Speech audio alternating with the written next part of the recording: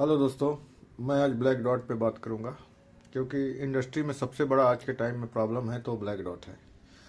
कोई भी मटेरियल में आप वाइट बनाना हो या कोई भी कलर बनाना है तो उसमें ब्लैक डॉट की वजह से बहुत सारा मटेरियल बर्बाद हो जाता है। तो ब्लैक डॉट का जो है प्रॉब्लम है, क्या कॉज है, उसका सल्यूशन क्या है, हम आज उस पर बात करेंगे।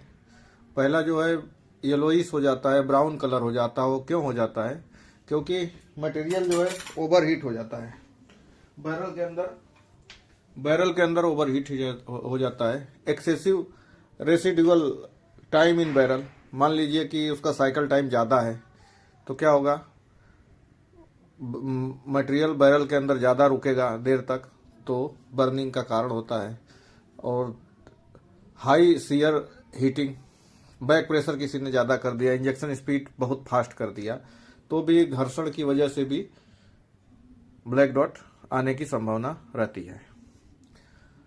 इसका जो सल्यूशन है बहुत जो कॉमन है कि हमें जो भी मटेरियल जो रेगुलर चलता है आपकी कंपनी में, तो पहला ये काम करेंगे कि उसका जो बैरल का टेम्परेचर है उसको हम रिड्यूस कर देंगे। बैरल के टेम्परेचर को रिड्यूस कर देंगे, देखेंगे, और रिड्यूस साइकिल टाइम करेंगे, उसका साइकिल टाइम कम करेंगे। अगर साइकिल टाइम कम करने लायक नहीं है तो रिफिलिंग डिले कर देंगे उसका, ताकि मटेरियल थोड़ा डिले रिफिल हो। स्क्रू का आरपीएम एवरेज रखेंगे, बैक प्रेशर नॉर्मल रखेंगे, इंजेक्शन स्पीड को कम करेंगे, तो ये येलोइश और ब्राउनिंग का थोड़ा सा पता चल जाएगा, कम हो जाएगा।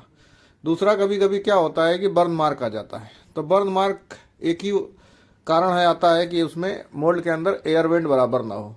तो उसके अंदर जो जब हमारा इंजेक्शन प्रेशर मोल्ड मटेरियल के अंदर जब फिल होता है तो बहुत तेज़ी के साथ होता है, उसका हवा निकल नहीं पाता है।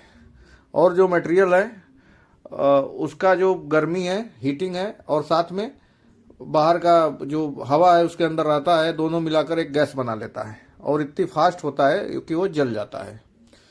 तो और हाई इंजेक्शन स्पीड भी नहीं रखना चाहिए।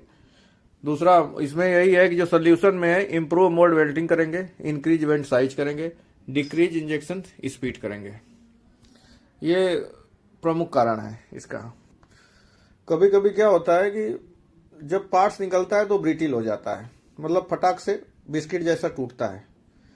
उसका एक ही कारण है कि मटेरियल बैरल के अंदर डिग्रेड हो गया है। मान लीजिए आप मोल्ड लगा रहे हैं और बैरल के अंदर मटेरियल 1 घंटा हो गया, तो क्या होगा, वो हीटिंग की वजह से डिग्रेड हो जाएगा। तो ये इंश्योर करें कि जब भी मोल्ड चेंज हो, जब भी लंच हो, जब भी टी टाइम हो, किसी भी तरह का मशीन अगर हमारा रुकता है, मशीन में कोई फॉल्ट आता है, तो तुरंत कोशिश करिए कि हीटिंग पहले बंद करें उसका, ताकि मटेरियल डिग्रेड ना हो।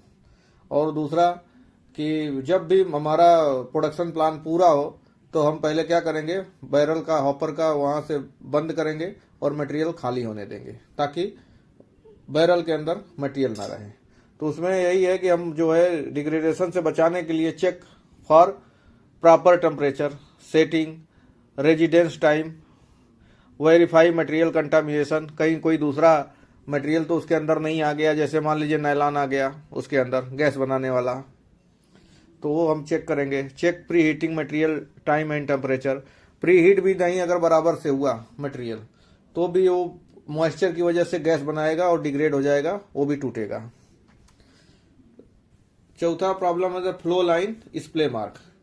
अगर फ्लो लाइन आता है तो मॉइस्चर, मटेरियल में मॉइस्चर होगा, लो मेल्ट टेम्परेचर होगा, उसका इम्प्रॉपर इंजेक्शन स्पीड होगा। तो हमें क्या करना है, increase drawing temperature and melt temperature.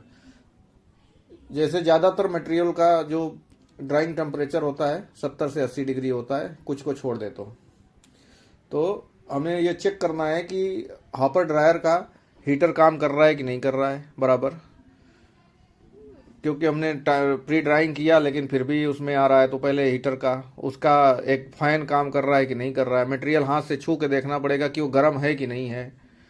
तो ये सब चेक करेंगे। फिर अगर देखेंगे, अगर मान लीजिए कोई बैरल में हीटर लगा हुआ है तो लो मेल टेम्परेचर किसी जोन में ऐसा तो नहीं वहाँ ठंडा है, कोई कम हो, तो वो चेक करेंगे।